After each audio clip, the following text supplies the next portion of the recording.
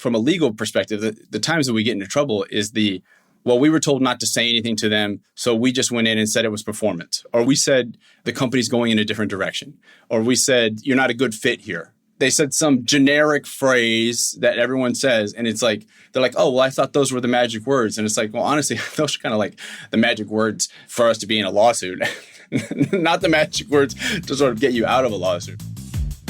Welcome to The Lift, the show about leadership, growth, and getting what we want. I'm your host, Ben Brooks. For over a decade, I've worked with CEOs, their executive teams, HR departments, and entrepreneurs to identify what drives their success and what holds them back. And now I'm excited to share those insights with you. On The Lift, we pull up to see the bigger picture from accomplished leaders who know how to get things done in a rapidly changing world. We've got all of that and a lot more coming up next on The Lift.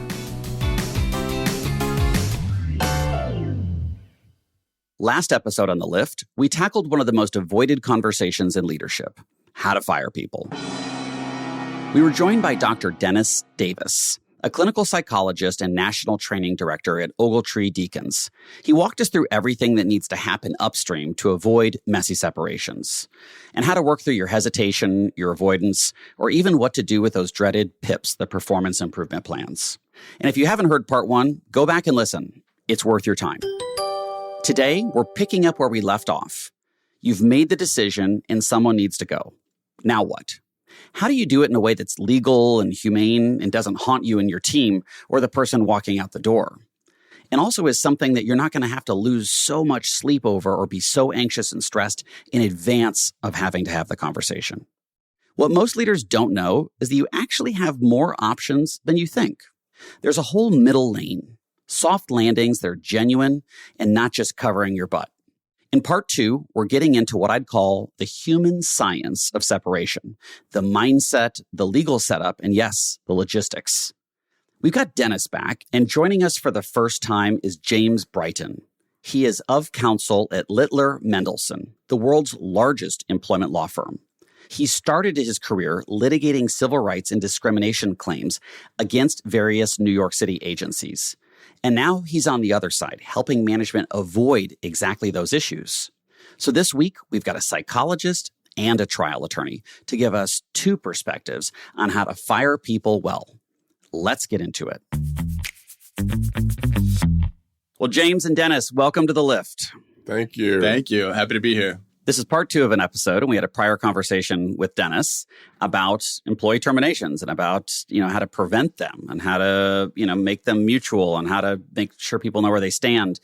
And we wanted to have this follow-up episode because there's so much to talk about in terms of how to do these things properly. And it's an area that a lot of management struggles in. So we're excited, James, for you to join this conversation. And at what age did you know you wanted to fire people as a living?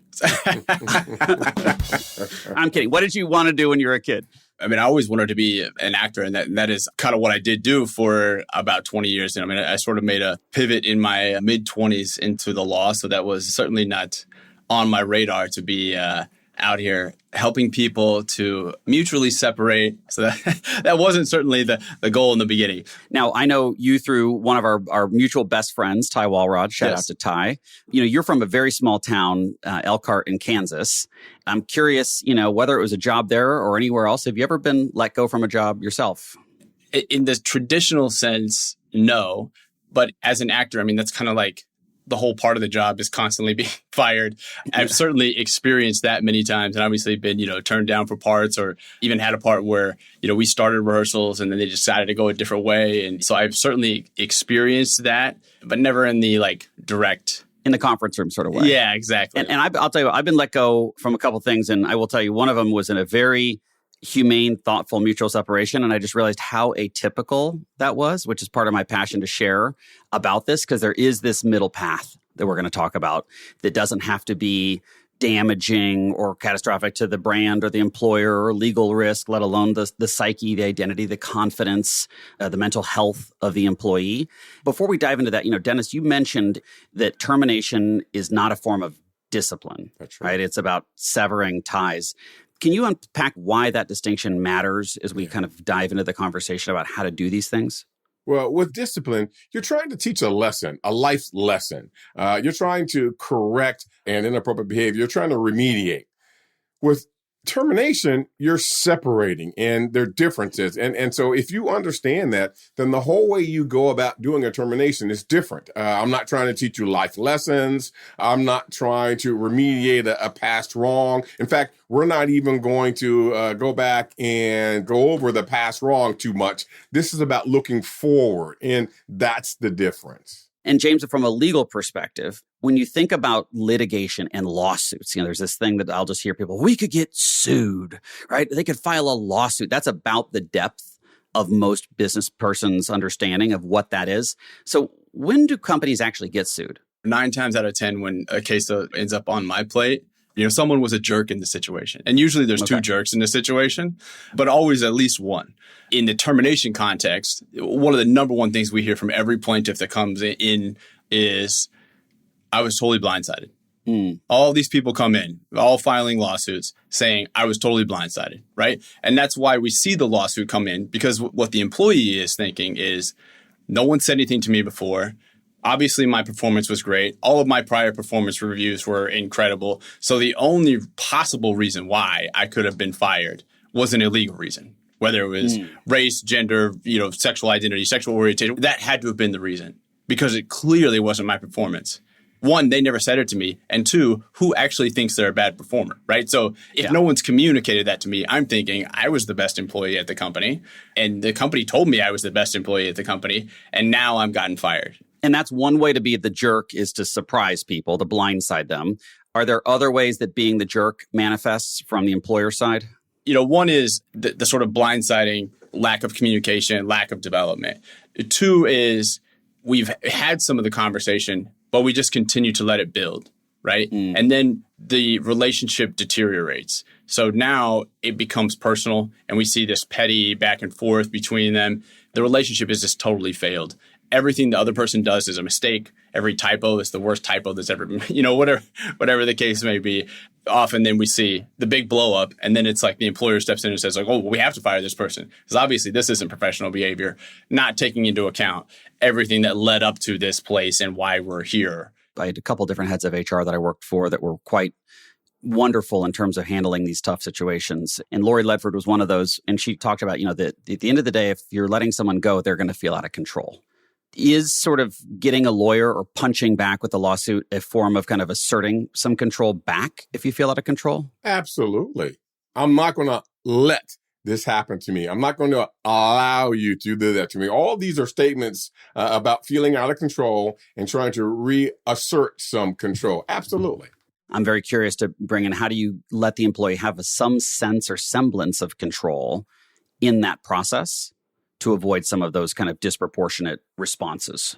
Well, the PIP, the Performance Improvement Plan. We all agree that termination should never be a surprise, and I'm not performing well. James talked about that. And that's when people decide to lawyer up. And so the way most employers use performance improvement plans, which are not to allow me to be in control and to get better, but rather we're doing this as a first step in terminating you. So we're going to do this, put you on this PIP, and then you won't be successful, and then you're out the door. Again, I'm out of control. But if you use it properly, I'm in control. I can decide, what? I'm going to learn better. I'm going to do better. I'm going to be better. We're going to be in the conversation today about getting to that point where the organization has made the decision to let someone go.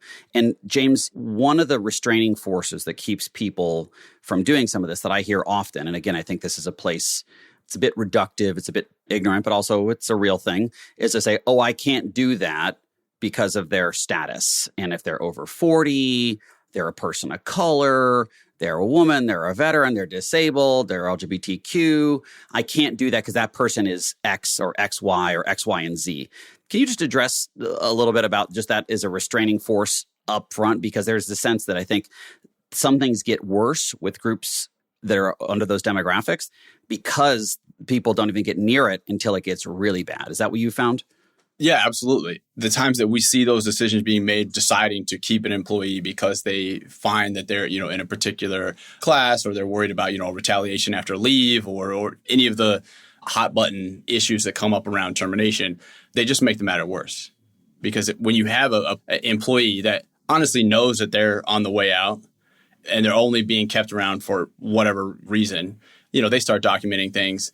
I mean, one thing that you will never hear me counsel my clients is to say, you can or cannot do this. If we're talking about firing somebody, I will never say you cannot fire this person for XYZ reason. What my job is, where I think we step in is to do risk analysis, right? So I'm going to say, look, this person maybe belongs to this class and you don't have anybody else in your entire employment in this class. So if you let them go, it certainly looks one way as compared to letting somebody else go. Or this person just came back from parental leave, or, just came back from an FMLA leave, or whatever the case may be, right? All the things that sort of advance a potential retaliation or discrimination claim. And I'm going to say, okay, that increases your risk of liability if we go to a lawsuit. That does not mean that you cannot terminate this person. We ultimately always have to think about what's the best for the culture of the company? What's the best for the company? If it's to separate with this person, then we have to weigh that against the risk of that termination.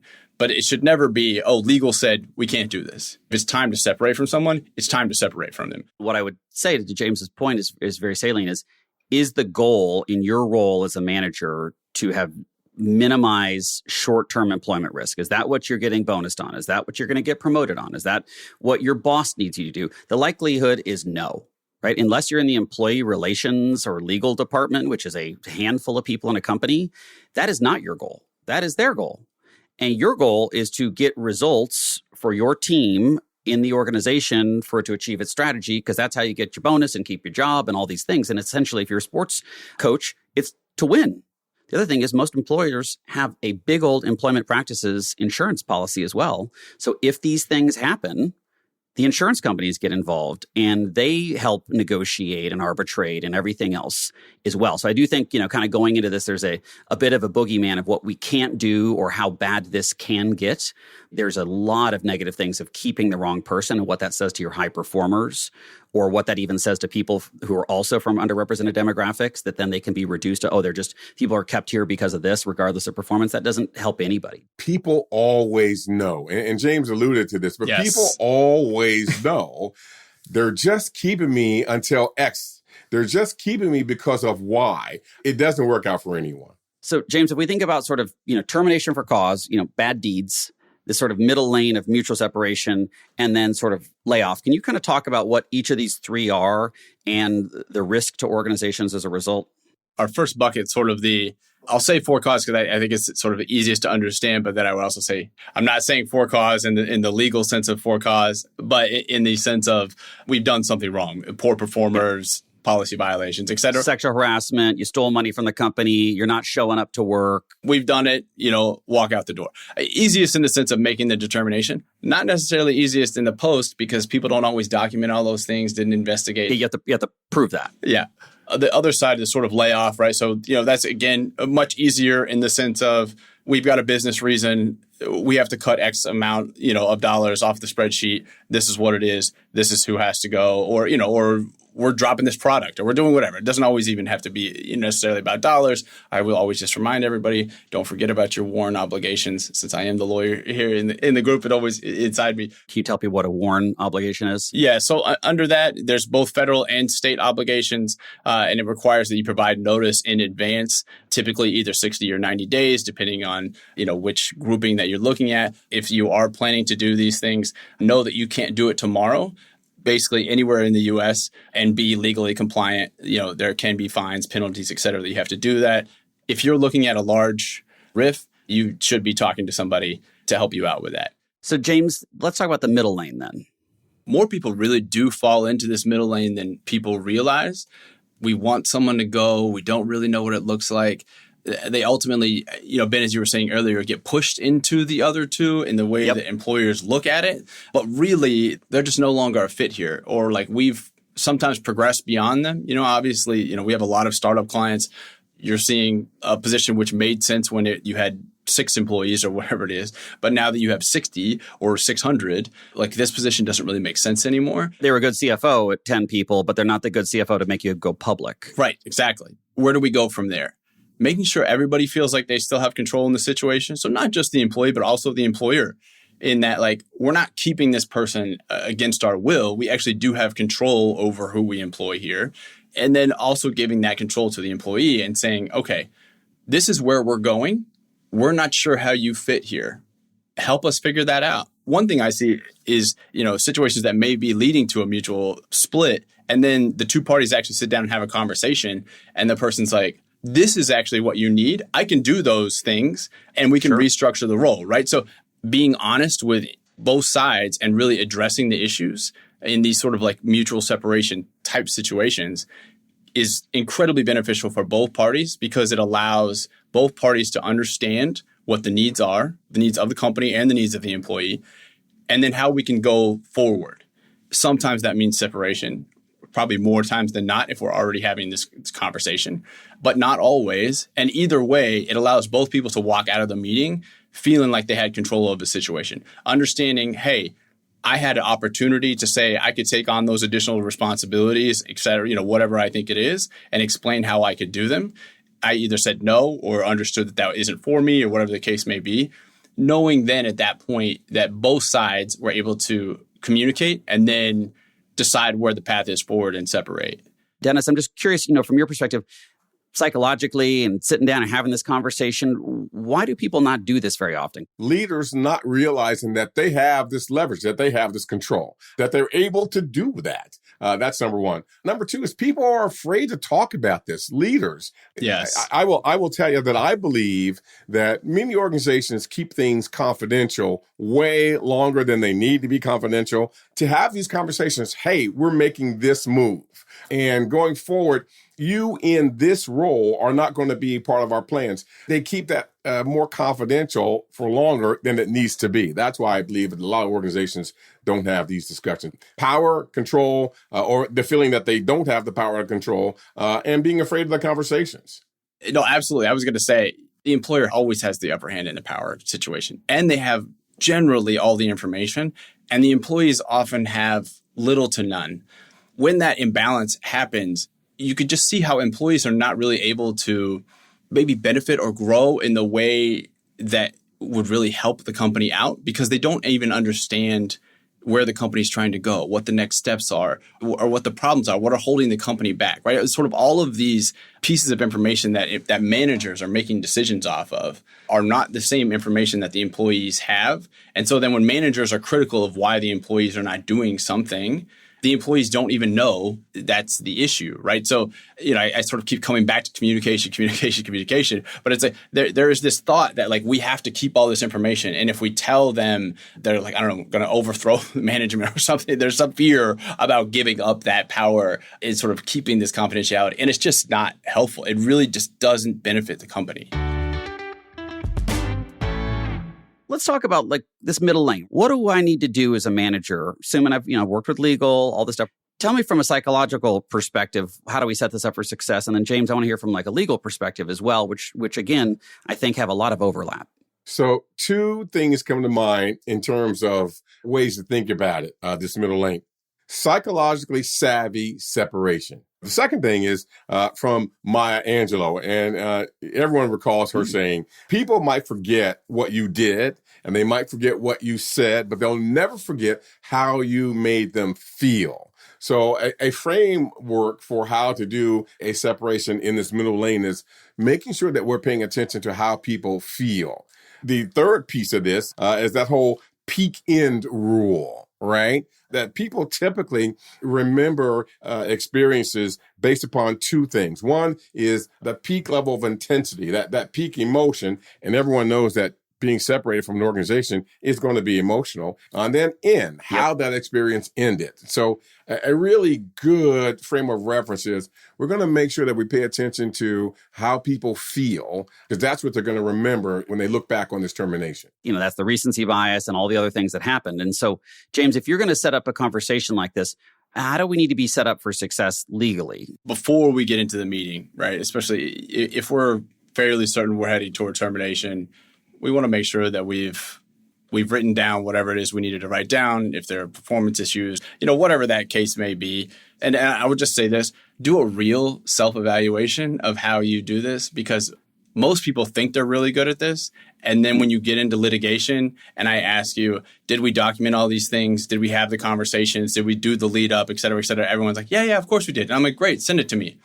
Yeah, actually, I guess we didn't actually write that down. Maybe that was a phone call. Maybe we didn't actually do notes on this. So just do a real self-check on that. The second piece, I think oftentimes actually people think that there is more legal that goes into this conversation than there really is.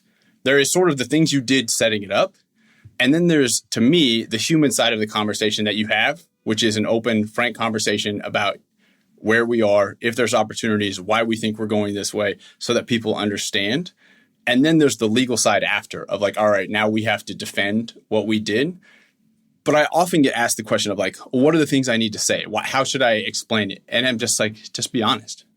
From a legal perspective, the times that we get into trouble is we were told not to say anything to them, so we just went in and said it was performance. Or we said the company's going in a different direction. Or we said, you're not a good fit here. They said some generic phrase that everyone says, and it's like, they're like, oh, well, I thought those were the magic words. And it's like, well, honestly, those are kind of like the magic words for us to be in a lawsuit. Not the magic words to sort of get you out of a lawsuit, right? It doesn't make any sense. Right. Versus being clear. And so Dennis, if I put a body cam on someone doing this right, when are they doing it? Where are they doing it? What are they doing in advance? And kind of how does that go? Give me the specifics like I'm watching the event.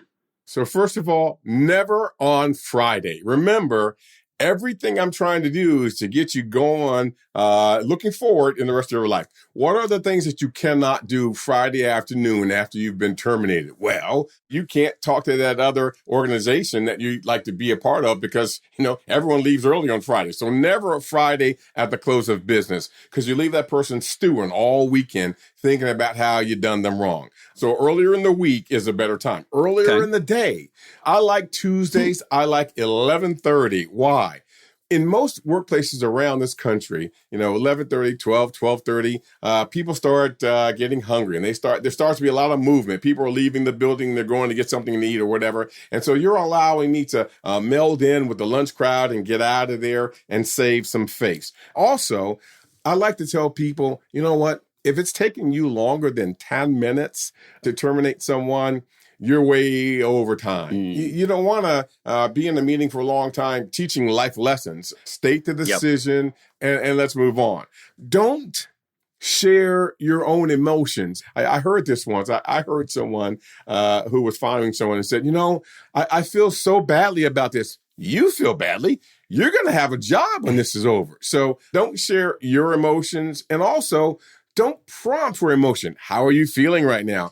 I'm feeling awful. That's how I'm feeling. I'm feeling lost. I'm feeling desperate. Now, that doesn't mean we're going to cut people off at the knees if they start to share, but we're not prompting for emotion and we're not sharing our own. I'll tell you this other piece.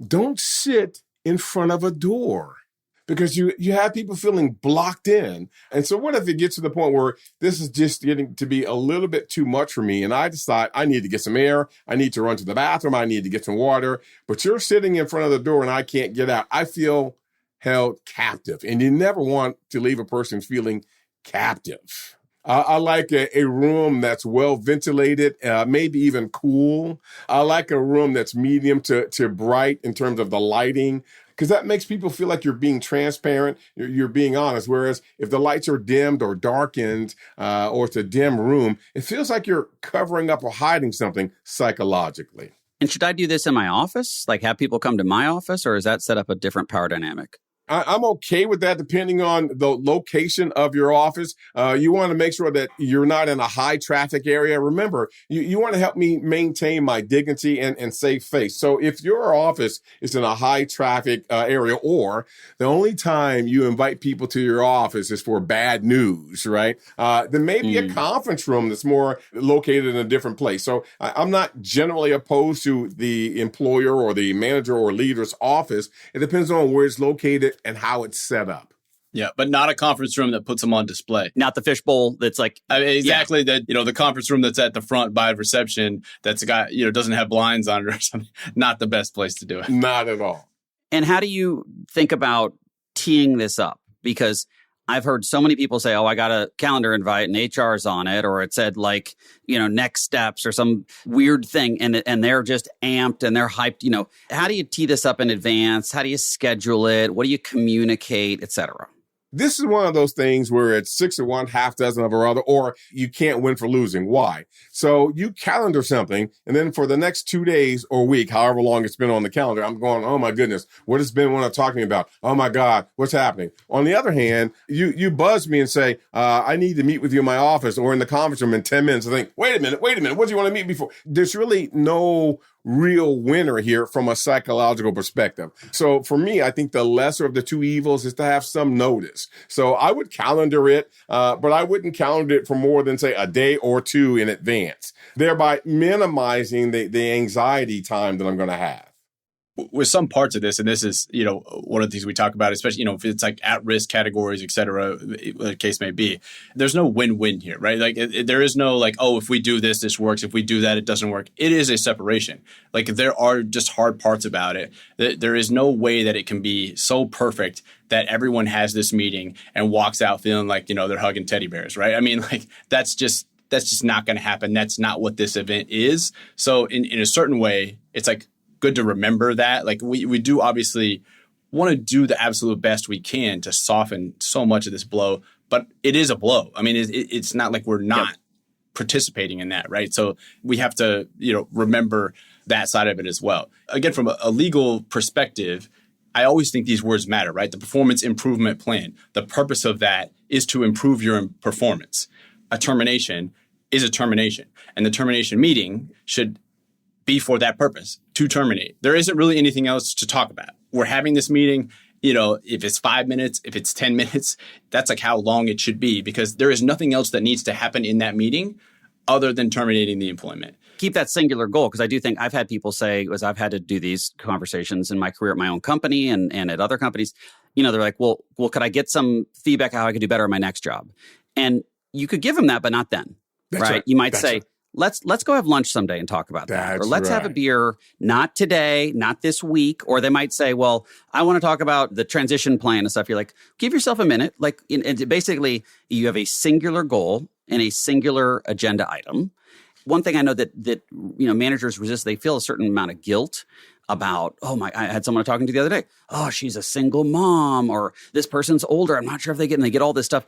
What are the kind of options that employers can give and provide, HR departments and employers can provide these departed employees that have them feel more in control, that are a softer landing, that are more dignified? Dennis, thoughts on kind of the choices and options that would make this less of a door slam? Absolutely. I've got clients that very often what they'll do is they'll allow their employees to use their search services, their placement services. They'll say, okay, so we understand that you're a single mom. We understand that. And so we've made the decision that we're going to work with you and allow you to use our placement service for the next 3 months. That helps with that soft landing that you talked about, for example. If the company's in a position to do, severance payments, et cetera, like, those are obviously, help to transition out, and those include like COBRA benefits. Oftentimes that's the number one thing that employees are thinking about, here in the US, where we basically have employer provided health insurance.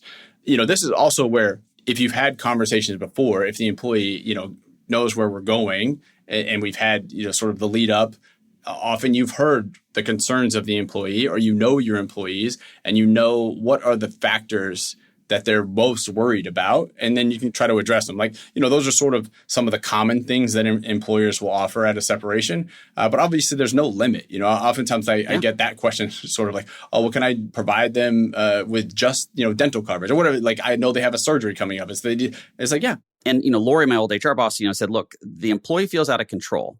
So you have to give them something they can control. So you want to give them options. That's right. And that is about the future, not the past. And so to the point about COBRA costs the company very little, like just in dollars basis. But to the employee, it's safety, right? They may have a child or a dependent that, like, if you can, be humane and provide that, because there's a lot of fear in the media about how do I get private coverage. Most people don't know if they've always worked for a company. I do think money cures a lot of things, especially in this middle lane. My advice is just give them more and, let go of them sooner so you can give them more. Because if you wait a bunch of time, use that money just to give it to them. Another one is to let them stay working for a period of time, right? And you say, hey, like, we need a transition. We're going to be hiring. I need you here for 60 days. You can start looking for a job. You can take interviews in the middle of the day. You can use your work computer to get on LinkedIn. And, I will be a positive reference. All of those things. I open my network. I think any of these things that you're not kicking them to the curb, right? Even giving them choice and how it's going to be communicated to their team. Like, how do we want to do this? And let's align on what we're going to say. That's right. Very important. Absolutely. One other thing I'll throw in the mix is we will often even offer a consulting agreement. In case we have questions around transition, we'll give them prepaid hours, and whether they use them or not, we use them or not, they get the money. But that way, our current staff, if they need to go ask them something, they never shy away because they know they're getting paid to answer the question. All of that is under a separation agreement that says you're not going to defame or sue or, be nasty to our company, and that's a win-win. Absolutely, 100%. I've had clients say, what do you think about the idea of severance? Do you think that helping this employee with a soft landing will help? Yes. What that does is minimize that desperation factor. Right. I mean, one, from the legal perspective, right, is like when we're offering something and not only does it make employees happy and help to soften the blow, right? Typically that comes with signing a release, which obviously significantly reduces any real risk going forward from the legal side and worrying about like, what does this look like? So one, that's a nice little button, obviously. Two, I was just going to say, as far as the packages go, I often just ask employers the question because, right, like you're in this business, these people, often my clients are not here in New York City. They're all over the US or in different countries. And I ask a simple question. If it was you, what would you want? Great question. And whatever that answer is, it's like, okay, then we should offer that. And so if someone is listening to this and they're preparing and you just want them to take away a single piece of advice, like to put a little pearl of wisdom in their pocket, James, what would you have people really hold on to as they think about this middle lane? I would say think about yourself and your own career and your own career development and the hard times that you've had. What's the conversation that you wish that your employer had with you in that moment when you were having a difficult time? Remember that and try to have that conversation when you're looking at, what do we do with this employee?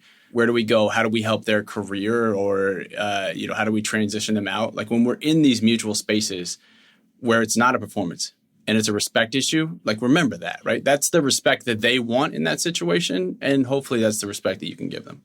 I asked for a pearl and you gave me gold. Dennis, what's your pearl or your gold or your commodity of choice? Well, I feel like I gave it away too soon. But I want to go back to Maya Angelou. People forget what you say. They forget what you did. But they always remember how they were made to feel. And if you remember that, it'll guide you in doing these separations. We're ending today's episode with the heat check, our guest's hottest take on how the way we work and lead will change in the next 5 years. On the last episode that Dennis was on, he made a prediction that we're heading towards a collision. More organizations trying to use AI to handle terminations, and more states crack down on workplace violence and demand that leaders treat people with more dignity. Sort of a push towards automation and a pull towards humanity happening at the same time. James, you're on the front line of this happening all the time in courtrooms where it can go wrong and boardrooms helping companies make sure they do it right. Same question. In 5 years, what will we look back and say, I can't believe we used to do it that way?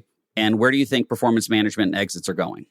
I 100% agree with Dennis that in the short term, AI is going to be very dominant in the way that employers are looking at employees. It is becoming very heavily relied upon. Employers wanting to be able to prove basically that their employees are being productive and trying to use AI to do that.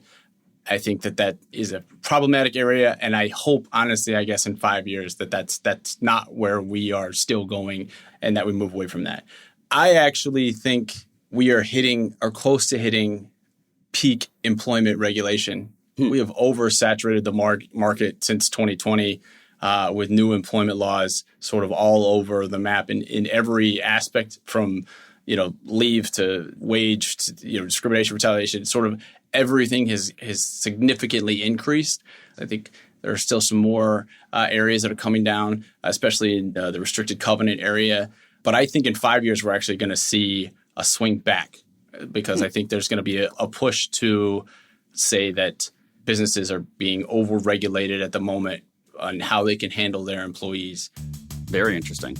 James, Dennis, thanks for joining us today, and thanks for being a part of The Lift. Thank you. Thank you. All right, everyone, let's turn today's episode into action. James and Dennis just shared a playbook for how to fire someone with dignity and grace and in a way that protects your brand and reputation. If you're a manager who needs to let someone go, here's some things to remember. 1, be direct about the change that's happening. When you're letting someone go, the focus should be on the future and what's happening next. You want to avoid looking backwards and arguing about past events that simply can't be changed. 2, give the person something they can control or choose. Losing a job is a massive loss of control, and that's what can send people to lawyers or even worse. Severance, extended benefits, input on how it gets communicated to the team are all examples of ways that you can have the departing employee shape how this is going to happen. You don't need to offer everything, but even offering one real choice changes how this lands for them. And 3, be mindful of the logistics. Don't do it on a Friday. Tuesday at 11:30 a.m. is Dennis's call because people are moving around. They might be heading to lunch. And if your employee needs to slip out, they can do so without it being a whole thing. Keep the meeting under 10 minutes and make sure you don't sit between them and the door. And when you're designing the package, James's question is the right one. If this were happening to me, what would I want? Start there. Thanks for joining me this week on The Lift. For more info on what you heard in today's episode, visit our show notes. You can find out more about the show at theliftpod.com. If listening to The Lift today was a good use of your time, please share it with a colleague, a friend, I don't know, your ex, your mother, anyone. Don't let good advice die with you.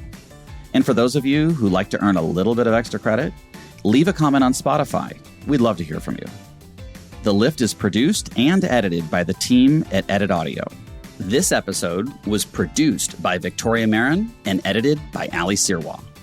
Our production manager is Kathleen Speckert. Our executive producer is Steph Colburn. A special thanks to Corey Rich and Beth Gatzik.